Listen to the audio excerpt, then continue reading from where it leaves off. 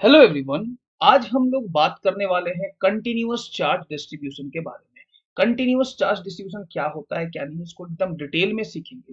ठीक है। और इसके बाद हम लोग जिस टॉपिक के बारे में बात करेंगे ना, वो हमारा होगा, इसके अंदर जो टॉपिक हम लोग को पढ़ना है उसका नाम है लीनियर चार्ज डेंसिटी है, सरफेस चार्ज डेंसिटी है, वॉल्यूम चार्ज डेंसिटी है। इन सारे टॉपिक्स को हम लोग बहुत डिटेल में और अच्छे से सीखेंगे।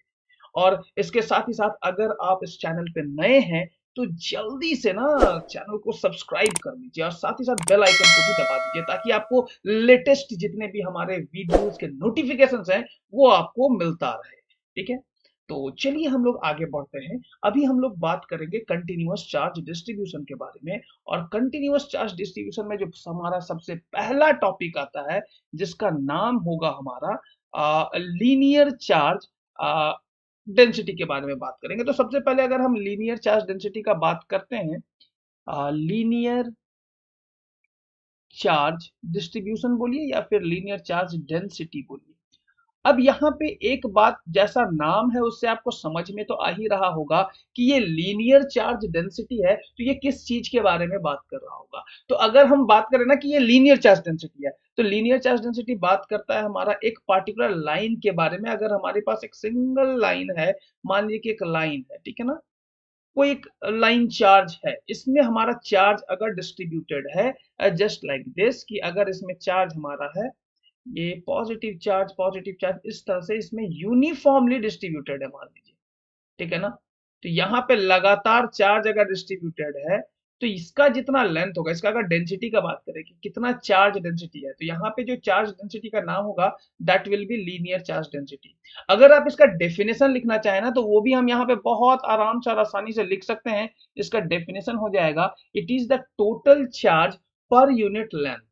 ठीक है ना। Linear charge density it is defined as, यहाँ पे लिख सकते हैं, it is defined as the total charge, the total charge per unit, per unit total length, कह सकते हैं टोटल लेंथ। अब यहाँ पे हम लोग बात करेंगे, यही हमारा है लीनियर चार्ज डेंसिटी। ठीक है। और यहाँ पे अगर हम एक स्टार मार्क देकर के लिखे ना कि ये लीनियर चार्ज डेंसिटी को डिनोट किससे किया जाता है, तो यहाँ पे हम लोग लिखेंगे कि इसको डिनोट करने के लिए हम लोग यूज करते हैं, it is denoted by lambda. किससे डिनोट किया जाता है? Denoted by lambda. लैम्डा से डिनोट किया था। अब यहाँ पे कंफ्यूज नहीं होना है, लैम्डा हमारा लीनियर चार्ज डेंसिटी होता है। ठीक है ना। तो बहुत कोई के दिमाग में ये भी आ जाता है ना कि सर लैम्डा से तो हम लोग अभी तक वेवलेंथ समझते आए थे। अरे जब वेव पढ़ते हैं तो हमारा लैम्डा वेवलेंथ होता है, लेकिन जब हम लोग चार्ज के विषय में बात करेंगे, हमारा क्वेश्चन अगर चार्ज के टॉपिक से आए, लीनियर चार्ज से आए, तो वहां पे लैम्डा हमारा लीनियर चार्ज डेंसिटी होगा। और चार्ज के केस में वेव तो होता नहीं है, तो वेवलेंथ का बात करेंगे नहीं। तो इसीलिए लीनियर चार्ज डेंसिटी को हम लोग लैम्डा से डिनोट करते हैं। ये दिमाग में आपको रखना है। इसके बाद अगर हम इसको थोड़ा और डिटेल में लिखने की कोशिश करें, जैसे कि अगर हम इसका लेंथ के बारे में बात करें कि इसका लेंथ क्या है क्या नहीं, यहां से यहां तक का लेंथ अगर मान लेते हैं कि यहां से यहां तक का लेंथ एल है, ऐसा माना जा सकता है। इसका कंप्लीट लेंथ जो है ये हमारा एल है। और इसका जो टोटल चार्ज है ये है हमारा Q। इसमें जो टोटल चार्ज डिस्ट्रीब्यूटेड है वो क्या है हमारा Q। Q total charge, Q not नहीं लिखेंगे, Q टोटल चार्ज डिस्ट्रीब्यूटेड है। तो हमारा जो लैम्डा हो जाएगा, तो our lambda will be equal to Q by L. इसको हम लोग इस तरह से लिख सकते हैं और ये आप देख लीजिए, lambda is equal to Q by L होता है। अब यहां तक अगर आपको समझ में आ गया तो थोड़ा और आगे पढ़ेंगे, इसको थोड़ा और बात करेंगे। हालांकि अभी हम लोग बात किए ना, क्या अभी बात किए कि चार्ज हमारा कंटिन्यूअसली डिस्ट्रीब्यूटेड है। अगर चार्ज हमारा कंटिन्यूअसली डिस्ट्रीब्यूटेड है, हर एक जगह एक समान चार्ज है, यहाँ पे जितना चार्ज होगा इतना दूर में जितना चार्ज होगा यहाँ पे भी उतना ही चार्ज होगा, हर एक जगह इक्वल एक समान चार्ज अगर डिस्ट्रीब्यूटेड होना, तो यहाँ पे हम कहते हैं कि यहाँ पे चार्ज कंटिन्यूअसली डिस्ट्रीब्यूटेड है। हर एक जगह चार्ज क्या है? कंटिन्यूअस है, छोड़ छोड़ के चार्ज नहीं है। पूरे लेंथ में लगातार एक समान चार्ज अगर हो तो उसको यूनिफॉर्मली कंटिन्यूअस चार्ज डिस्ट्रीब्यूशन कहते हैं। तो यहाँ पे जो चार्ज के बारे में हम लोग बात करेंगे वो यूनिफॉर्म चार्ज ही है, नॉन यूनिफॉर्म चार्ज के बारे में बात नहीं करेंगे, नॉन यूनिफॉर्म डिस्ट्रीब्यूशन का बात नहीं करेंगे। हम लोग फिलहाल सिर्फ और सिर्फ यूनिफॉर्म चार्ज डिस्ट्रीब्यूशन का बात करने वाले हैं। तो यहाँ पे चार्ज एक समान है।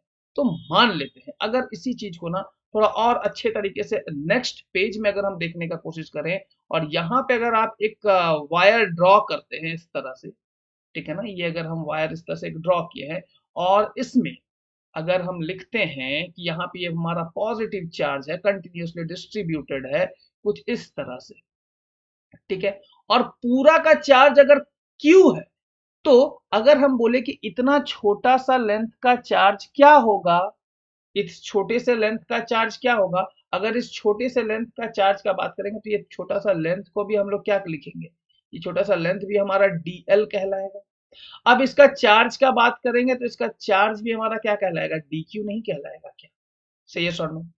अब यहाँ पे सोच के बताइए कि अगर हमको यहाँ लैम्डा लिखना है इस छोटे से पार्ट के लिए, यहाँ पे आप देख सकते हैं, यहाँ पे हम थोड़ा सा इसको ये करने का कोशिश करेंगे, यहाँ पे क्लियरली आपको समझना है, ये जो छोटा सा पार्ट है इसका अगर हमको डिस्ट्रीब्यूशन निकालना है तो इसके लिए हमारा वैल्यू हो जाएगा lambda is equal to D Q by d L. dl का मतलब क्या, पूरा लेंथ l था, तो यहाँ पे छोटा सा लेंथ अगर dl लेंगे तो लेंथ छोटा होगा तो उसका चार्ज भी तो हमारा कम हो जाएगा, तो छोटा सा लेंथ जिसका नाम dl था उसका छोटा सा चार्ज dq हो जाएगा। उम्मीद करते हैं ये बात समझ में आया। और इस छोटे से पोर्शन का अगर हमको डेंसिटी निकालना है, देन दैट लैम्डा जिसको लीनियर चार्ज डेंसिटी कहेंगे, that will be equal to dq by dl। ठीक है, ये हमारा हो गया। अब इसको हम इस तरह से भी लिख सकते हैं, इसको हम डिफरेंशियल फॉर्म में लिख दिए, ठीक है ना, कि हमारा dq बाई dl हमारा क्या हो गया, ठीक है ना। dq बाई dl के बारे में यहाँ पे हम बात करें तो ये हमारा लीनियर चार्ज डेंसिटी है। अब एक और एप्लीकेशन के बारे में हम थोड़ा डिटेल में बात करेंगे। मान लीजिए कि हमारे पास यहाँ पे एक सर्कुलर रिंग है, हम सर्कुलर रिंग भी ले सकते हैं, ये हमारा एक सर्कुलर रिंग है मान लीजिए, और इस सर्कुलर रिंग में कंटिन्यूअसली चार्ज डिस्ट्रीब्यूटेड है कुछ इस तरह से, ठीक है ना। यहाँ पे इस पूरे रिंग में चार्ज हमारा डिस्ट्रीब्यूटेड है। अगर हमारा रिंग में चार्ज डिस्ट्रीब्यूटेड हो यूनिफॉर्मली लगातार, ठीक है ना, तो यहाँ पे एक बात हम लोग कह सकते हैं, इसका कुछ ना कुछ रेडियस होगा। हाँ जी, इसका कुछ ना कुछ रेडियस होगा। तो इसके रेडियस के बारे में अगर हम यहाँ से सेंटर से यहाँ से इसका रेडियस का बात करते हैं, इसका रेडियस अगर यहाँ से यहाँ तक r है, if this is r, let suppose capital R, तो इसका सरकमफेरेंस कुछ ना कुछ होगा, और इसका जो टोटल चार्ज Q जो कंप्लीटली इसमें डिस्ट्रीब्यूटेड है, इसका अगर इस रिंग का अगर हम निकालें लीनियर चार्ज डेंसिटी, ये हमारा क्या है, रिंग है, और इस रिंग का अगर हम बात करें लीनियर चार्ज डेंसिटी के बारे में, लीनियर चार्ज डेंसिटी के बारे में, तो क्या होगा वो एक बार हम लोगों को सीख लेना है, समझ लेना है, ठीक है ना। तो अगर हम इसके लीनियर चार्ज डेंसिटी के बारे में बात करते हैं तो ये हमारा क्या हो जाएगा, lambda, lambda is equal to total charge, इसका टोटल चार्ज हम लोग मान लेते हैं ना Q है, तो टोटल चार्ज अगर Q है तो डिवाइडेड बाई इसका लेंथ क्या हो जाएगा, इसका लेंथ कुछ और नहीं होगा, इसका लेंथ ही इसका सरकमफेरेंस इसका लेंथ हो जाएगा, और वो सरकमफेरेंस क्या हो जाएगा 2 पाई r। क्या ये हमारा लीनियर चार्ज डिस्ट्रीब्यूशन नहीं होगा क्या? अब किसी भी लेंथ कैसा भी शेप हो उसके लिए आप लीनियर चार्ज डेंसिटी लिख सकते हैं। अगर ट्रायंगल का बात हो तो ट्रायंगल का तीनों साइड को ऐड कर देंगे, अगर हमारा रेक्टेंगल हो तो रेक्टेंगल का हमारा 4l से डिवाइड हो जाएगा, स्क्वायर हो sorry 2 into L plus B से डिवाइड होगा रेक्टेंगल के केस में, अगर स्क्वायर हो तो 4l से डिवाइड हो जाएगा। उम्मीद करते हैं ये बात आपको अच्छे से क्लियर हो गया होगा, ठीक है ना, कि हमारा लीनियर चार्ज डिस्ट्रीब्यूशन क्या होता है। अब लीनियर चार्ज डिस्ट्रीब्यूशन आपको अगर समझ में आ गया है तो थोड़ा और आगे बढ़ते हैं, जहां पे हम सरफेस का बात कर रहे हैं। यहाँ पे लीनियर वर्ड का मतलब हमेशा समझना एक लाइन के जैसा होगा, ठीक है ना। तो यहाँ पे भी ये लाइन के द्वारा ही सर्कुलर पाथ ड्रॉ हुआ है, ठीक है ना, एक लाइन, ठीक है, और यहाँ पे भी हम जितना भी ड्रॉ किए सब एक सिंगल लाइन ही था, तो इसीलिए लीनियर चार्ज डेंसिटी, ठीक है। अब हम लोग बात करेंगे सरफेस चार्ज डेंसिटी के बारे में, कि हमारा सरफेस चार्ज डेंसिटी आखिर होता क्या है। अगर हम बात करें ना कि हमारा सरफेस चार्ज डेंसिटी क्या है, तो एक बार देख लेते हैं। अगर हम सरफेस चार्ज डेंसिटी का बात करते हैं तो सरफेस चार्ज डेंसिटी किसी भी सरफेस के बारे में बात करेगा। तो अगर हम लोग ऐसा कंसीडर करते हैं कि हमारा जो सरफेस है वो कुछ इस तरह से है, एक इरेगुलर अलग तरह का हम सरफेस कंसीडर कर रहे हैं। अब हर एक सरफेस का कुछ ना कुछ तो एरिया होगा ना, ठीक है। तो इस पार्टिकुलर केस में अगर हम इसका सरफेस एरिया मान लेते हैं कुछ ना कुछ है, अब ये इरेगुलर शेप है तो इसका एरिया भी हमको ए ही मानना पड़ेगा, तो मान लेते हैं कि इसका एरिया जो है, इसका एरिया ए है। लेकिन साथ ही साथ एक और बात आपको पता होना चाहिए, इसमें हमारा कंटिन्यूअसली चार्ज क्या है, डिस्ट्रीब्यूटेड है। चार्ज हमारा इस जगह पे भी कंटिन्यूअसली डिस्ट्रीब्यूटेड होगा, और यहाँ पे डिस्ट्रीब्यूशन का अगर हम जब भी बात करेंगे तो चार्ज हमेशा यूनिफॉर्मली ही डिस्ट्रीब्यूटेड रहेगा। यहाँ पे जो भी बात करेंगे यही ध्यान में रखना है। अगर यूनिफॉर्मली नहीं रहा ना, तो उसका इक्वेशन दिया हुआ रहेगा कि किस तरह से यहाँ पे ये वैरी कर रहा है, ठीक है। तो जनरली उसके लिए ज्यादा लोड नहीं लेना है, नॉन यूनिफॉर्म वाला ज्यादा आसान होता है कंपेयर टू यूनिफॉर्म। यूनिफॉर्म आसान है तो वो भी बहुत ही आसान है, उसके लिए बहुत टेंशन नहीं लेना है कि सर नॉन यूनिफॉर्म क्या होगा, कुछ अलग नहीं होगा। हम बाद में एक क्वेश्चन के थ्रू से ना उसको भी हम समझा देंगे कि नॉन यूनिफॉर्म के केस में किस तरह का क्वेश्चन आ सकता है। लेकिन यहाँ पे फिलहाल हम कंप्लीट थ्योरी के बारे में बात करेंगे, थ्योरी हमारा क्या है क्या नहीं। अगर हम सरफेस चार्ज डेंसिटी के बारे में बात करते हैं, तो हमारा जो सरफेस चार्ज डेंसिटी है, ये जो हमको सरफेस दिख रहा है, इसका टोटल चार्ज को हम लोग मान सकते हैं ना कि ये चार्ज हमारा कुछ और नहीं क्यू है। लेकिन यहाँ पे जो हमारा सरफेस चार्ज डेंसिटी है, इसको हम लोग डिनोट करते हैं सिग्मा से, ठीक है ना। सिग्मा पिछला था लैम्डा, ये है सिग्मा, ठीक है ना। पिछला लैम्डा था, ये सिग्मा है। अब ये सिग्मा को अगर हम सॉल्व करने का बात करें, इसका डेफिनेशन के बारे में बात करें, तो क्या होगा, सरफेस चार्ज डेंसिटी का डेफिनेशन क्या होगा। डेफिनेशन सिंपल है, it is the ratio of total charge per unit area, ठीक है ना। यही हो जाएगा, जैसा फॉर्मूला उसी के अकॉर्डिंग बात करेंगे, ठीक है ना। It is the total charge, it is defined as, it is defined as, इसको हम लोग अपने भाषा में बहुत आसानी से लिख सकते हैं, defined as the total charge, the total charge distributed over, distributed over a surface having area, having area A। अब वो एरिया ए क्या है क्या नहीं, इसके बारे में भी हम लोग बाद में बात करेंगे।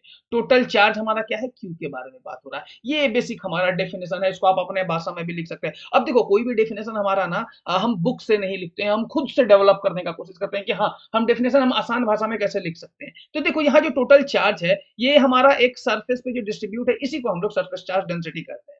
अब यहां से अगर हम फॉर्मूला के बारे में बात करें ना कि हमारा भैया फॉर्मूला क्या होगा, ठीक है ना। तो अगर हम फॉर्मूला का बात करें तो वो भी बहुत आसान है, कुछ भी डिफिकल्ट नहीं है। फॉर्मूला यहाँ पे अगर हम लिखते हैं कि हमारा जो फॉर्मूला है which is equal to sigma is equal to, अगर हम लिखें तो ये हमारा टोटल चार्ज क्यू हो जाएगा होल डिवाइडेड बाई ए हो जाएगा, ठीक है। तो ये तो total charge by total area का बात हो गया। Total charge by total area का जो हमारा वैल्यू आया है, ये हमारा कुछ इस तरह से आया है, जो कि आपको दिख रहा है। तो इसको आप यहाँ पे ध्यान में रख सकते हैं कि total charge by total area is our surface charge density. लेकिन कभी कभी, अब यहाँ पे हम फिर से बात बता रहे हैं, यहाँ पे जो चार्ज है वो कंटिन्यूअसली डिस्ट्रीब्यूटेड है, हर एक जगह एक समान है, लगातार चार्ज डिस्ट्रीब्यूटेड है हर एक जगह। तो अगर हम किसी भी छोटे से एरिया का बात करते हैं, उस केस में हमारा चार्ज डिस्ट्रीब्यूशन क्या होगा, उसके बारे में भी बात करते हैं। फिर एक एग्जांपल भी देखेंगे, जैसे कि पिछले केस में लीनियर में हम देखे थे ना कि सर्कुलर का क्या एग्जांपल था, मतलब कि लीनियर चार्ज डिस्ट्रीब्यूशन का जो हमारा सर्कुलर रिंग था, एक एग्जांपल था ना। ठीक उसी प्रकार सरफेस चार्ज डेंसिटी का भी कुछ एग्जांपल हम लोग बहुत अच्छे से देखने वाले हैं। चलो तो थोड़ा आगे बढ़ जाते हैं। अगर हम थोड़ा आगे बढ़ के बात करें कि क्या होगा हमारा, तो वो एक बार देख लीजिए। अगर हम यहाँ पे फिर से एक बार ड्रॉ करते हैं ना कि ये हमारा एक इरेगुलर शेप है, लेट्स सपोज कि हमारा एक इरेगुलर शेप है, इसका क्या एरिया है हमको तो आइडिया नहीं है, तो इसको हम लोग सिंपली मान लेते हैं कि इसका एरिया ए है। इज इट क्लियर, इसका एरिया ए है, और इसमें यूनिफॉर्मली चार्ज डिस्ट्रीब्यूटेड है। हर एक जगह जो चार्ज है वो लगातार एक समान डिस्ट्रीब्यूटेड है, जो कि आपको यहाँ पे दिख रहा है, ठीक है ना। ये हमारा एक समान, हम इसको डिस्ट्रीब्यूट करके रख दिए हैं, ठीक है। एक समान हमारा चार्ज डिस्ट्रीब्यूटेड है। अगर हमारा चार्ज एक समान हर एक जगह डिस्ट्रीब्यूटेड है, और यहाँ पे कोई बोल दे या इस पार्टिकुलर एरिया में कितना चार्ज होगा, ये पार्टिकुलर एरिया का क्या चार्ज होगा, अगर इस पार्टिकुलर एरिया के बारे में बात, ठीक है ना। तो यहां पे अगर पूरा एरिया ए है, तो इसका जो स्मॉल एरिया होगा, this must be equal to d A. से यस और नो, इसको हम लोग डी ए कह सकते हैं। अगर पूरा का चार्ज क्यू है, तो इसके अंदर का चार्ज हमारा डी क्यू नहीं हो जाएगा क्या, बोलिए तो। अब यहाँ पे आपको देखने में थोड़ा सा कठिनाई हो रहा होगा, तो इसको थोड़ा सा हम यहाँ पे मिटा करके लिख देते हैं इस जगह पे, इसका एरिया क्या है और क्या नहीं। ठीक है ना, अगर हम इसका एरिया का बात करेंगे, this will B D A, और इसका जो चार्ज यहाँ पे होगा डी ए का जो चार्ज होगा, this will B D Q. अब इसके केस में अगर हम यहाँ सिग्मा लिखने का बात करें कि क्या है सिग्मा का वैल्यू, तो sigma will be equal to D Q divided by d A, ये हमारा सिग्मा हो जाएगा। Is it clear? सही है सर? नो, हाँ या ना में जवाब दे दीजिए सभी लोग कि ये हमारा सिग्मा हो गया। अब ये सिग्मा हो गया तो इसको हम ब्रैकेट में रख दिए। तो ये बेसिकली क्या बता रहा है ना कि small charge distributed over small area, ये बेसिकली ये बता रहा है कि चार्ज हमारा कंटिन्यूअस है। ये जो डिफरेंशियल फॉर्म में जब हम लोग लिखते हैं ना, इसका मतलब ही ये होता है कि चार्ज हमारा कंटिन्यूअस है, बहुत छोटे छोटे जगह पे भी हमारा चार्ज इक्वली डिस्ट्रीब्यूटेड है। इसका मीनिंग ही यही होता है। ठीक है ना, तो कंटिन्यूअस चार्ज हमारा जो कंटिन्यूअस डिस्ट्रीब्यूटेड है, उसके लिए फॉर्मूला हमारा डी क्यू बाई डी है। ठीक है ना, ये डिफरेंशिएशन के फॉर्म में लिखे हैं। अब अगर हम एक एग्जाम्पल के बारे में बात करें ना कि क्या होगा हमारा एग्जाम्पल, कि अगर मान लो कि एक सरफेस है, ठीक है ना, एक सरफेस है, जैसे कि हम यहाँ पे सरफेस स्क्वायर ले लें। स्टार्टिंग करते हैं स्क्वायर से। ये अगर हमारा स्क्वायर है, तो स्क्वायर के केस में अगर हमको लिखना है कि इसमें अगर चार्ज लगातार डिस्ट्रीब्यूटेड है हर एक जगह, तो इसका सरफेस चार्ज डेंसिटी क्या होगा, ये एक बार आप हमें बता दीजिए। ठीक है ना, तो इसके बारे में अगर हम बात करेंगे तो सिग्मा क्या हो जाएगा, सोच के बताइए तो। Sigma will be equal to Q divided by, अब इसका लेंथ मान लीजिए कि एक साइड का जो लेंथ है अगर L है, तो इसका एरिया क्या हो जाएगा, एल स्क्वायर। सही है सर? ये स्क्वायर के लिए हम लोग बात कर रहे हैं। ठीक है ना, यहाँ पे क्या था, ये स्क्वायर हो गया। अब स्क्वायर के बाद रेक्टेंगल होगा, तो यहाँ एल के जगह पे क्या हो जाएगा बताइए तो, एरिया के जगह पे क्या, एल इंटू बी हो जाएगा। ठीक है ना, रेक्टेंगल के केस में। ठीक उसी प्रकार ट्रायंगल का कुछ होगा, तो टू डायमेंशनल फिगर को आप वैसे भी समझ सकते हैं। लेकिन अगर हम बात करें थ्री डायमेंशनल फिगर के बारे में, उस केस में क्या होगा क्या नहीं, वो भी एक बार हम लोग देख लेते हैं। ये हमारा 2D फिगर था जहां पे चार्ज डिस्ट्रीब्यूशन का बात किए। ठीक है, ये हमारा फिगर क्या था, टू डायमेंशनल फिगर था ये। ठीक है, ये टू डायमेंशनल फिगर था स्क्वायर। ठीक है ना, तो इसका एग्जाम्पल में हमारा रेक्टेंगल भी हो सकता है, ये भी हमारा एग्जाम्पल ही है। तो एक और एग्जाम्पल का बात करते हैं, तो ये हमारा रेक्टेंगल भी हो जाएगा।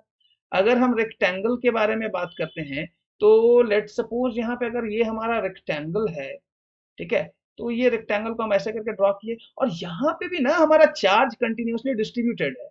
ये हमारा यहाँ पे भी चार्ज लगातार हर एक जगह एक समान, ये क्या है, डिस्ट्रीब्यूटेड है, ये आपको ध्यान में रखना है। ठीक है, ये हमारा चार्ज कहीं भी कम ज्यादा नहीं है, हर एक जगह एक समान डिस्ट्रीब्यूटेड है चार्ज।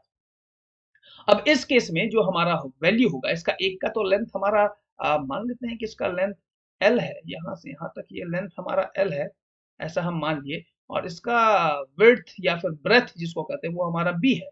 तो इस केस में जो हमारा सिग्मा होने वाला है, that is sigma will be equal to, ठीक है ना, ये हमारा हो जाएगा Q divided by L into B. तो ये भी हमारा एक फॉर्मूला आ गया आपके सामने। ठीक है, एक ये फॉर्मूला है यहाँ पे और एक दूसरा ये फॉर्मूला है। ये हमारा 2D, ये भी हमारा टू डायमेंशनल ही बात करेगा ना, ये हमारा टू डायमेंशनल ही है। ठीक है, अब हम लोग बात करेंगे थ्री डायमेंशनल फिगर के बारे में कि हमारा थ्री डायमेंशनल फिगर क्या होगा क्या नहीं। अगर हम थ्री डायमेंशनल फिगर के बारे में बात करते हैं, बहुत आसान है, बहुत सिंपल है। तो थ्री डायमेंशनल फिगर का सरफेस एरिया का अगर हम बात करें, और उस केस में सरफेस चार्ज डिस्ट्रीब्यूशन का बात करें, ठीक है ना, तो 3D, ठीक है ना, थ्री डायमेंशनल फिगर्स। ठीक है, थ्री डायमेंशनल फिगर्स में हम सबसे पहला फिगर जो बनाना चाहेंगे वो होगा हमारा स्फेयर। ठीक है ना, स्फेयर बेसिकली अब बहुत पॉपुलर भी है, आपको पता भी है। ठीक है ना, ये अगर हमारा मान लीजिए कि स्फेयर है, माफ कीजिएगा, इसको हम कुछ अलग कलर से बनाएंगे। ये हमारा स्फेयर है, और इस स्फेयर को एक मिनट है, इससे हम एक काम करते हैं, इसको हम थोड़ा नीचे लेकर के आ जाते हैं। ठीक है, ये अपना यहाँ पे इस तरह से हो गया, और यहाँ पे इस पार्ट को इसको हटा देते हैं, और ये जो हमारा वैल्यू होगा, ठीक है ना, यहाँ पे, अच्छा एक मिनट, इसको हम फिर से ही ड्रॉ कर लेते हैं, कोई दिक्कत वाली बात नहीं है। लेट्स सपोज इसको हम यहाँ पे मिटा दिए, और इस जगह पे एक और सर्कल बड़ा सा ड्रॉ कर रहे हैं, ये हमारा स्फेयर है।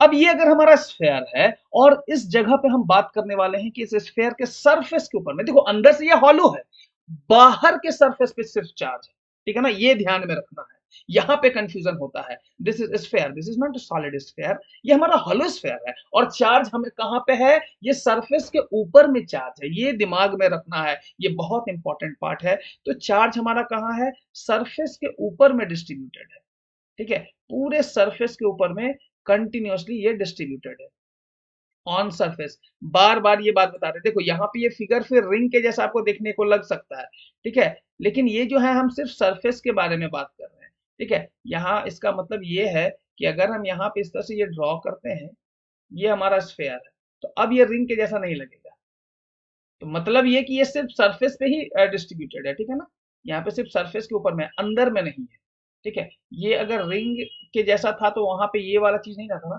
इससे हमको ये पता चलता है कि हमारा स्फेयर है, ठीक है। अब स्फेयर के सरफेस के ऊपर में चार्ज है, तो स्फेयर का जो हमारा एरिया होता है, सरफेस एरिया होता है, वो क्या हो जाएगा, वो आपको ध्यान में रखना है, ठीक है। तो टोटल चार्ज तो क्यू है, तो अब यहाँ पे अगर हम लैम्डा के बारे में बात करें, सॉरी लैम्डा नहीं, यहाँ पे सिग्मा होगा ना यार, यहाँ सिग्मा होगा, तो sigma will be equal to total charge Q whole divided by, यहाँ पे अगर हम स्फेयर का बात करते हैं तो स्फेयर का जो हमारा सरफेस एरिया का फॉर्मूला है that will be equal to 4 pi R square. अब ये आर स्क्वायर क्या है, आर का मतलब रेडियस, यहाँ पे रेडियस भी होगा ना अपना, अगर ये हमारा फिगर है तो ये हमारा रेडियस भी होगा, इसका रेडियस यहाँ से यहाँ तक मान लेते हैं कि ये रेडियस हमारा आर है, ठीक है, दिस रेडियस इज आर, ठीक है ना। तो ये हमारा फॉर्मूला क्या हो जाएगा, sigma will be equal to Q by 4 pi R square, ठीक है, ये हमारा हो गया। अब थोड़ा और अगर हम आगे बात करें, ठीक है ना, तो सिलेंडर भी हमारा आएगा, सिलेंडर के केस में बस डिवाइडेड बाय में 2 पाई आर एल हो जाएगा या फिर 2 पाई आर एच हो जाएगा, बात समझ रहे हैं, ठीक है। तो उसके बाद उसको भी हम लोग एक बार देख लेते हैं, ठीक है, कि हमारा सरफेस चार्ज डेंसिटी सिलेंडर के केस में क्या होगा। मान लेते हैं कि एक हमारा सिलेंड्रिकल बॉडी है, ठीक है, तो यहाँ पे सिलेंड्रिकल बॉडी हम लोग बनाएंगे जी, ड्रॉ करते हैं, ये हमारा एक बॉडी हो गया, और इसी को हम लोग क्या करते हैं, इसको कॉपी और पेस्ट करने में हम लोग एक्सपर्ट हैं, ठीक है ना। तो यहाँ पे अगर हम इसको कॉपी पेस्ट करके इसको यहाँ पे लेकर के आ गए, ये हमारा सिलेंडर बन गया, ठीक है, और यहाँ पे हम लोग इसको ड्रॉ करेंगे कुछ इस तरह से, ये हमारा सिलेंडर बन गया जी, सही है सुनो, ये अपना सिलेंडर है। अब इस सिलेंडर के चारों तरफ में चार्ज है हमारा, ठीक है ना, पूरे सरफेस पे चार्ज डिस्ट्रीब्यूटेड है। अब ये हॉलो सिलेंडर है, जब भी हम लोग सरफेस एरिया का बात करते हैं तो हॉलो सिलेंडर ले लेते हैं, ठीक है। इस हॉलो सिलेंडर में चार्ज हमारा कंटिन्यूअसली चारों तरफ डिस्ट्रीब्यूटेड है, ठीक है। और ये जो सिलेंडर है, यहाँ पे अगर हम थोड़ा सा डेप्थ में जा करके बात करें तो ये सिलेंडर कुछ ऐसे करके इस तरह से घुमा हुआ है, तो इधर भी चार्ज है, पूरे सरफेस पे ही चार्ज है, ठीक है ना। ये ध्यान में रखना है कि हमारा जो चार्ज है वो कंटिन्यूअसली हर एक जगह डिस्ट्रीब्यूटेड है, ठीक है। ये हमारा अगर सिलेंडर है कुछ इस तरह से, तो चार्ज इधर भी है, यहाँ पे तो हम दिखाए हैं ताकि फिगर आपको क्लियरली विजुअलाइज हो। तो अगर हम यहाँ पे थोड़ा और अगर अच्छे से देखने का बात करें, ये हमारा हॉलो सिलेंडर है, ठीक है ना, एग्जाम्पल के तौर पे हम यहाँ पे लिख देते हैं, ये एग्जाम्पल हो जाएगा हमारा किसका है, हॉलो सिलेंडर, ठीक है, हॉलो सिलेंडर, हॉलो सिलेंडर का ये केस है हमारा। इज इट क्लियर, कोई दिक्कत तो नहीं। अब हॉलो सिलेंडर का अगर हमारा बात हो रहा है तो इस केस में चार्ज तो हमारा हर एक जगह डिस्ट्रीब्यूटेड होगा ना, तो वहां पे भी बात कर लेते हैं कि चार्ज हमारा ऐसे भी है, ऐसा नहीं है कि इस सब जगह पे चार्ज नहीं है हमारा, हर एक जगह पे चार्ज हमारा सरफेस के ऊपर में है, बात समझ रहे हैं, हर एक जगह पे सरफेस के ऊपर में इस तरह से चार्ज डिस्ट्रीब्यूटेड है और यूनिफॉर्मली चार्ज डिस्ट्रीब्यूटेड है, ठीक है ना। ये भी ध्यान में रखना है कि चार्ज हमारा यूनिफॉर्मली डिस्ट्रीब्यूटेड है। अब यहाँ पे बात क्या होता है, नॉन यूनिफॉर्म का भी बात आगे करेंगे, लेकिन इसको पहले लिख लेते हैं अच्छे से, ठीक है। और बेसिकली ये फिगर्स भी तो हमारा यूनिफॉर्म फिगर्स है ना, कि हमारा सरफेस के ऊपर में इस तरह से चार्ज कंप्लीटली डिस्ट्रीब्यूटेड है। तो इस केस में अगर हम यहाँ पे सिग्मा का वैल्यू लिखें तो sigma will be equal to Q whole divided by, इसका देखो रेडियस कुछ ना कुछ होगा, इसका रेडियस यहाँ से यहाँ तक को अगर हम आर लिख दें और यहाँ से यहाँ तक का अगर हम इसको लेंथ ले लें, एल ले लें, ठीक है ना, तो इसका क्या हो जाएगा 2 पाई आर एल, ये हमारा हो जाएगा सिग्मा का वैल्यू। उम्मीद करते हैं ये बात आपको अच्छे से क्लियर हो गया होगा, ठीक है। तो ये हॉलो सिलेंडर का हमारा कुछ ये केस आ गया, ठीक है ना। हॉलो सिलेंडर के बारे में भी हम लोग बात कर लिए अच्छे से, हॉलो सिलेंडर क्या होता है क्या नहीं। अब इसके साथ इसके साथ ही साथ ना अब हम लोग बात करेंगे थोड़ा आगे जा करके कि हमारा वॉल्यूम चार्ज डेंसिटी क्या होता है। ठीक है, वॉल्यूम चार्ज डेंसिटी के बारे में अगर हम बात करते हैं तो वो कुछ इस तरह से होगा। ध्यान दीजिएगा कि यहाँ पे हम लोग लिखने वाले हैं अगला टॉपिक जो है हमारा which is volume charge density. अगर हम वॉल्यूम चार्ज डेंसिटी का बात करते हैं, क्या है हमारा वॉल्यूम चार्ज डेंसिटी, तो यहाँ पे एक चीज बहुत ध्यान से देखना है कि क्या है हमारा वॉल्यूम चार्ज डेंसिटी। तो यहाँ पे हम एक स्फेयर ले लेते हैं, ठीक है ना, सीधा सीधे एक स्फेयर का ही एग्जांपल लेते हैं जो कि सॉलिड स्फेयर हो। ठीक है, अब आप कोई भी 3D शेप का बात कर सकते हैं, वो सॉलिड होना चाहिए। वॉल्यूम चार्ज डेंसिटी के केस में जो हमारा शेप होगा वो सॉलिड होगा, ये ध्यान में रखना क्या होने वाला है। हम यहाँ पे सॉलिड स्फेयर का ही बात करेंगे। ठीक है, अब अगर हम सॉलिड स्फेयर का बात कर रहे हैं तो यहाँ पे आप देख सकते हैं कि हमारा सॉलिड स्फेयर आखिर होने कैसा वाला है। तो यहाँ पे सॉलिड स्फेयर कुछ ऐसा होगा, यस और नो। और इस सॉलिड स्फेयर के चारों तरफ हर एक जगह, ठीक है ना, चार्ज कंटिन्यूअसली डिस्ट्रीब्यूटेड होंगे। ठीक है, ये हमारा स्फेयर हो गया। अब यहाँ पे हम चार्ज को डिस्ट्रीब्यूट अगर कराते हैं तो हर एक जगह यहाँ पे तो चार्जेस रहते ही रहते हैं। अब एक और बात बताएं, चार्ज हमारे सेंटर से लेकर के पूरे बॉडी में, ठीक है ना, चार्ज डिस्ट्रीब्यूटेड है। पूरे बॉडी में चार्ज डिस्ट्रीब्यूटेड है, ये ध्यान में रखना है। ठीक है, यहाँ भी चार्ज होगा जी, यहाँ भी चार्ज है, यहाँ भी चार्ज है, हर एक जगह हम चार्ज इस तरह से बैठा दे रहे हैं। ठीक है, यहाँ भी चार्ज है, यहाँ भी चार्ज, यहाँ भी चार्ज, मतलब कि सेंटर से लेकर के जैसे ये बाहर की ओर जा रहा है ना, इसका चार्ज का वैल्यू देखो लगातार बढ़ता जा रहा है। जैसे जैसे ये बाहर की ओर जा रहा है, इसका चार्ज का वैल्यू लगातार बढ़ता जा रहा है। ठीक है, तो यहाँ पे हर एक जगह पे इक्वल चार्जेस डिस्ट्रीब्यूटेड है। ठीक है, इस चीज को बहुत ध्यान से समझना है, हर एक जगह पे चार्ज डिस्ट्रीब्यूटेड है। ठीक है, अब देखो यहाँ पे अगर आप स्मॉल पार्ट के बारे में बात करोगे, ठीक है ना, स्मॉल वॉल्यूम के बारे में बात करोगे, छोटा सा अगर हम यहाँ से स्मॉल वॉल्यूम काट के निकालते हैं, ठीक है ना, स्फेयर का, वो हमारा मान लेते हैं कि डीवी होगा। ठीक है ना, यहाँ से छोटा सा वॉल्यूम अगर निकालते हैं तो यहाँ पे सॉलिड स्फेयर पे कंटिन्यूसली अगर डिस्ट्रीब्यूटेड है, तो वॉल्यूम चार्ज डिस्ट्रीब्यूशन का अगर हम डेफिनेशन का बात करें तो डेफिनेशन क्या कहेगा, it is defined as, it is defined as the total charge, the total sorry, the total charge distributed over, कहाँ डिस्ट्रीब्यूट हो रहा है, डिस्ट्रीब्यूटेड ओवर, कहाँ पे डिस्ट्रीब्यूट हो रहा है, over a surface, total charge distributed over this surface. ठीक है, over a particular, over a particular volume, volume. और यहाँ जो पार्टिकुलर वॉल्यूम क्या है, यहाँ पे हमारा स्फेयर हम ले लिए, यहाँ पे कोई भी शेप हो सकता है। ठीक है, अब यहाँ पे वॉल्यूम चार्ज डेंसिटी को ना हम लोग डिनोट करते हैं किससे, रो से। Rho is equal to Q by V, ये ध्यान में रखना है। रो इज इक्वल टू क्या हो जाता है, क्यू बाई भी। ठीक है, और इसको हम कुछ इस तरह से भी रख सकते हैं, ये हमारा क्यू बाई भी आ गया, रो इज इक्वल टू। ठीक है, उम्मीद करते हैं ये बात आपको अच्छे से समझ में आ रहा होगा कि rho is equal to Q by V होता है। लेकिन इसी चीज को थोड़ा और आगे बढ़ाएंगे और थोड़ा डीपली समझने का कोशिश करेंगे कि क्या है क्या नहीं। ठीक है ना, इसको थोड़ा और डेप्थ में जाकर के हम लोग को बात करना है। तो यहाँ पे बात करने का मतलब क्या है वो हम बता दे रहे हैं एक बार, कि यहाँ पे अगर मान लीजिए कि ये कंटिन्यूसली अगर डिस्ट्रीब्यूटेड है तो कहीं ना कहीं थोड़ा ना थोड़ा तो बात करेंगे ना, थोड़ा सा चार्ज का बात करेंगे। यहाँ पे मान लेते कि इस छोटे से चार्ज, यहाँ पे वॉल्यूम कुछ ना कुछ होगा हमारा, मान लीजिए ये छोटे से वॉल्यूम का अगर हम बात कर रहे हैं। ठीक है, तो चलिए इसको हम लोग नेक्स्ट पेज में देख लेते हैं। तो यहाँ पे अगर हमारा बात कुछ ऐसा है और यहाँ पे हम छोटा सा वॉल्यूम, सॉरी माफ कीजिएगा, यहाँ पे छोटा सा वॉल्यूम कुछ ये कंसिडर अगर हम कर ले रहे हैं, ठीक है, ये अगर हम वॉल्यूम कंसिडर कर रहे हैं, तो इस वॉल्यूम को अगर हम डीवी कहते हैं तो इसमें रहने वाले चार्ज क्या हो जाएंगे, डीक्यू नहीं हो जाएंगे क्या, बताइए तो, यहाँ पे रहने वाले चार्ज डीक्यू हो जाएंगे। तो यहाँ पे जो रो होगा, दिस rho will be equal to d Q by d V. ये हमारा बेसिकली क्या बता रहा है कि हमारा कंटिन्यूअस है, चार्ज हमारा क्या है, कंटिन्यूअस है। इसीलिए हम लोग स्मॉल चार्ज और स्मॉल वॉल्यूम का केस लेते हैं कि डीक्यू कहाँ पे डिस्ट्रीब्यूटेड है, पूरे वॉल्यूम पे, या फिर वो बहुत किसी भी कोना का आप वॉल्यूम ले लो, तो वहां पे हमारा सेम अमाउंट ऑफ चार्ज रहने वाला है, इसीलिए हम कहते हैं कि यूनिफॉर्मली चार्ज डिस्ट्रीब्यूटेड है, और यहाँ पे वॉल्यूम हमारा डीवी है।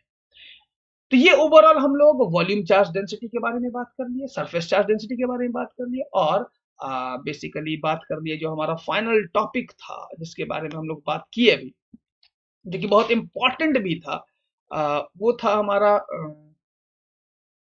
Volume, volume charge density, linear, surface और वॉल्यूम। ठीक है ना, ये तीनों हो गया हमारा। अब एक बार में हम तीनों फॉर्मूला को लिखने का अगर कोशिश करें, तो अगर हम लीनियर चार्ज डेंसिटी का बात करते हैं, लीनियर चार्ज डेंसिटी का अगर हम बात करते हैं, ठीक है, तो ये जो लीनियर चार्ज डेंसिटी होगा हमारा, this will be equal to lambda.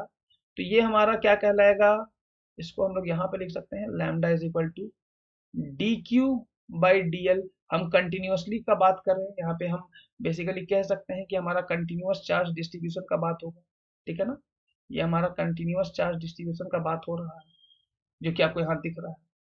तो अगर हम कंटिन्यूस चार्ज डिस्ट्रीब्यूशन का बात कर रहे हैं इस पर्टिकुलर जगह पे, तो ये हमारा lambda is equal to D Q by d l का बात कर रहे हैं हम। ठीक है, और ठीक उसी प्रकार अगर हम दूसरा टॉपिक लिखते हैं जिसका नाम है surface charge density, surface charge density का अगर हम बात करें, तो सरफेस चार्ज डेंसिटी हमारा सिग्मा होता है, और ये sigma will be equal to D Q by d a. बहुत लोग इसको डी एस भी लिखता है, बात समझे कि नहीं, बहुत लोग इसको डी एस भी लिखता है, लेकिन उसमें कंफ्यूज नहीं होना है, डी ए और डी एस सरफेस एरिया को ही बताता है। ठीक है ना, अब यहाँ पे last but not the least, यहाँ पे हम बात करेंगे वॉल्यूम चार्ज डेंसिटी के बारे में, वॉल्यूम चार्ज डेंसिटी। ठीक है, ये हमारा रो से डिनोट होगा, और ये rho will be equal to D Q by D V. Clear है, D Q by D V. इसको हम थोड़ा सा यहाँ पे नहीं लिखेंगे, जिससे आपको क्लियरली विजुअलाइज नहीं हो रहा है, इसको हम इधर साइड में ही लिख देते हैं। ठीक है ना, ताकि आपको विजुअलाइज क्लियरली हो सके, इसको हम इधर ही लिखेंगे, rho will be equal to D Q by D V, और इसको भी हम ब्रैकेट में रख देते हैं, this also will be bracket. Clear, तो उम्मीद करते हैं ये तीन तरह का डिस्ट्रीब्यूशन आपको अच्छे से समझ में आ गया होगा, जिसको हम लोग कंटिन्यूअस चार्ज डिस्ट्रीब्यूशन भी कहते हैं। ठीक है ना, ये हमारा कंटिन्यूअस चार्ज डिस्ट्रीब्यूशन भी इसको कहा जाता है, क्योंकि कंटिन्यूअसली हमारा चार्ज हर एक सरफेस पर डिस्ट्रीब्यूटेड है। अब यहाँ पे हम लोग जो टॉपिक के बारे में बात करेंगे उसको ध्यान से सुनना है और समझना है। ठीक है ना, कि हम लोग किस चीज के बारे में यहाँ पे बात कर रहे हैं। ठीक है, ये कुछ इस तरह से हो जाएगा। चलिए, अब यहाँ पे अगर हम बात करते हैं कि कंटिन्यूअस चार्ज डिस्ट्रीब्यूशन के कारण फोर्स कितना लगने वाला है, ये भी तो बात करना होगा ना, फोर्स एक्सर्टेड। यहाँ पे हम थोड़ा डेप्थ में जाकर के बात करेंगे। यहाँ पे अगर कोई बोल दे ऐसा कि चलिए, यहाँ पे तो कंटिन्यूअस चार्ज डिस्ट्रीब्यूशन का हम लोग बात कर लिए हैं, अब यहाँ पे हम लोग बात करेंगे फोर्स। देखिएगा, force exerted on a charge, on a charge. अब ये चार्ज कौन सा चार्ज है, ये टेस्ट चार्ज है, क्यू नॉट। ठीक है, चार्ज क्यू नॉट यहाँ पे हम लिख ही दे रहे हैं। ठीक है ना, due to continuous charge distribution, due to continuous charge distribution, एक हम एग्जांपल देंगे, एक लेंथ का एग्जांपल देंगे तो आपको ज्यादा अच्छे से समझ में आ जाएगा। मान लेते हैं इस पार्टिकुलर जगह पे एक पार्टिकुलर लेंथ है कुछ इस तरह से। ठीक है, और इसमें हमारा चार्ज उसी तरह से यहाँ पे डिस्ट्रीब्यूटेड है हर एक जगह पे। ठीक है, और इसका जो डेंसिटी है दिस इज लैम्डा गिवन, और इसका पूरा लेंथ हमारा दिया हुआ है। ठीक है ना, इसका पूरा लेंथ एल दिया हुआ है, और यहाँ पे एक छोटा सा चार्ज, लेट सपोज यहाँ पे एक छोटा सा चार्ज है विच इज क्यू नॉट। तो ये पूरा जो हमारा लाइन चार्ज है वो इस पे कितना फोर्स लगाएगा उसके बारे में बात करेंगे। तो सबसे पहले तो इन दोनों के बीच का जो दूरी है ना उसके बारे में भी हम बात कर लेते हैं। मान लेते हैं कि यहाँ से यहाँ तक का जो दूरी है दिस इज स्मॉल आर। ठीक है, ये हमारा स्मॉल आर है, कोई दिक्कत तो नहीं। अब यहाँ पे अगर हम बात करते हैं कि हमारा कितना फोर्स होगा कितना नहीं, तो हम लोग यहाँ पे कंसिडर ये करेंगे कि ये हमारा छोटा सा चार्ज जो है यहाँ से यहाँ तक, ये जो आपको दिख रहा है ये हमारा क्या है, dq है। ये dq जो जिसको हम लोग पॉइंट चार्ज जैसा मान सकते हैं, ये dq इस पे कितना फोर्स लगा रहा होगा, ठीक है ना। तो थोड़ा ही सा फोर्स लगाएगा, ज्यादा फोर्स लगाएगा नहीं। तो इस केस में हमारा जो थोड़ा सा फोर्स है, that df will be equal to 1/4πε0 q naught into dq whole divided by r square. सही है सोनू, इन दोनों के बीच का डिस्टेंस r है, कोई दिक्कत तो नहीं। यहाँ पे r स्क्वायर को तो ठीक से लिखेंगे, this will B r square, ठीक है। उम्मीद करते हैं इस बात से आप सहमत होंगे, ठीक है ना, कोई दिक्कत तो नहीं इस पार्ट में एनीवन। अगर इस पार्ट में कोई दिक्कत नहीं है तो यहां पे हम लोग क्या कहते हैं कि integrating both side, integrating both side, दोनों तरफ अगर हम इंटीग्रेट करेंगे तो हमारा ये dq इंटीग्रेट हो जाएगा पूरा, और पूरा इस चार्ज, लाइन चार्ज के कारण पूरा फोर्स इस पे कितना लग रहा है निकल जाएगा। इस पॉइंट के कारण भी, इस पॉइंट के कारण भी, इस पॉइंट के कारण भी, हर एक पॉइंट के कारण यहाँ पे कितना फोर्स लग रहा होगा पूरा निकल जाएगा, क्योंकि ये कंटिन्यूअसली चार्ज डिस्ट्रीब्यूटेड है, ठीक है ना। तो कंटिन्यूअस चार्ज डिस्ट्रीब्यूशन के कारण जो हमारा फोर्स लगता है किसी भी टेस्ट चार्ज पे, उसका एक्सप्रेशन हो जाएगा इंटीग्रेट जैसे करेंगे तो f will be equal to integration of d f, क्या हो जाएगा, एफ हो जाता है, ठीक है ना। तो integration of d F is F, तो सीधा सीधी हम लिखते हैं इंटीग्रेशन ऑफ, ठीक है, यहाँ पे थोड़ा ध्यान से लिखते हैं 1/4πε0, ठीक है, क्यू नॉट डिवाइडेड बाई, यहाँ पे आर स्क्वायर भी आप लिख सकते हैं क्योंकि आर स्क्वायर भी तो कांस्टेंट ही है ना, ये तो बदल नहीं रहा है। इंटीग्रेशन ऑफ डी क्यू, सीधा सीधी इसको ऐसे भी लिखा जा सकता है, और बेसिकली ये आर स्क्वायर लिखने से बेटर है। आर स्क्वायर यहाँ पे ना कांस्टेंट है, इस जगह पे फिर वेरी करेगा तो ये बाहर नहीं निकलेगा, ठीक है, ये बाहर नहीं निकलेगा, माफ कीजिएगा। इसको हम कुछ इस तरह से लिख सकते हैं, देखो यहाँ पे क्या क्या कांस्टेंट है उसके बारे में बात करते हैं। इस जगह पे हमारा इंटीग्रेशन हो जाएगा 1/4πε0 q into d q whole divided by are square, और ये r का वैल्यू हमारा लगातार चेंज होगा, यहां से यहां तक r है तो यहां से यहां तक का वैल्यू कुछ और r होगा, यहां से यहां तक r, तो ये r जो है इसी पे डिपेंड करने वाला है, ठीक है ना, इसी dq के फंक्शन पे डिपेंड करने वाला है। तो ओवरऑल यहाँ पे अगर हम बात करें इस चीज को, अगर हम थोड़ा इस जगह पे लिखने का कोशिश करें यहाँ पे, तो therefore f will be equal to q naught, ये q नॉट है हमारा, q naught divided by 4πε0 integration of D Q by are square. ये हमारा कुछ इस तरह से हो गया, ये हमारा कुछ इस तरह से हो गया। ये क्लियर है सभी लोगों को, बोलो हाँ या ना, इस बात से किसी को कोई दिक्कत तो नहीं। ये हमारा फोर्स क्या आया क्या नहीं। अब अगर लीनियर चार्ज डेंसिटी के लिए हमारा फोर्स ये आया ना, अब बात ये है कि सर ये डीक्यू है क्या। तो इस केस में अगर हम dq का बात करते हैं तो ये खुद से आप सोच के बताओ ना, तो dq will be equal to lambda into dl, ठीक है, और इस dl को इंटीग्रेट करने से हमारा ओवरऑल वैल्यू आ जाएगा, ठीक है ना, dq is equal to lambda into dl, ठीक है। और ठीक उसी प्रकार अगर हमारा कंटिन्यूअस चार्ज डिस्ट्रीब्यूशन का हम बात करते हैं तो यहाँ पे जनरल फॉर्मूला जो होगा, ठीक है ना, जनरल फॉर्मूला फॉर फोर्स, और फोर्स क्या हो जाएगा, यही है जो हमारा सिंपल है, यही होगा। यहाँ पे force is equal to Q naught divided by 4πε0, ठीक है, 4πε0 integration of D Q divided by are square. अब यहाँ पे एक चीज हम यहाँ पे बताना चाहेंगे जो कि बहुत इंटरेस्टिंग और इंपॉर्टेंट भी है, कि अगर हमारा लीनियर चार्ज डेंसिटी, ये फॉर्मूला सबके लिए सेम है, ठीक है ना, अगर हमारा लीनियर चार्ज डेंसिटी है तो dq will be equal to lambda dl, ठीक है। अगर हमारा ये फॉर लीनियर चार्ज डेंसिटी, ठीक है ना, लीनियर चार्ज डेंसिटी, अगर हम सरफेस चार्ज डेंसिटी का बात करेंगे तो ये हमारा सिग्मा इंटू डी ए हो जाएगा फॉर सरफेस चार्ज डेंसिटी, ठीक है, ये हमारा ये हो गया, ये सरफेस चार्ज डेंसिटी, और dq will be equal to rho into dv, ये हमारा हो जाएगा for volume charge density, volume charge density. उम्मीद करते हैं ये बात आपको अच्छे से क्लियर हो गया होगा, यहाँ पे कोई भी दिक्कत नहीं आया होगा। अब ये जनरल फॉर्मूला है फोर्स का, ठीक है ना, किसके लिए, force, general formula for force, सिर्फ फोर्स नहीं, force exerted on Q naught due to continuous charge distribution। ठीक है। अब यहाँ पे हम आपको बताए थे ना कि हम थोड़ा सा नॉन यूनिफॉर्म के बारे में भी बात करेंगे।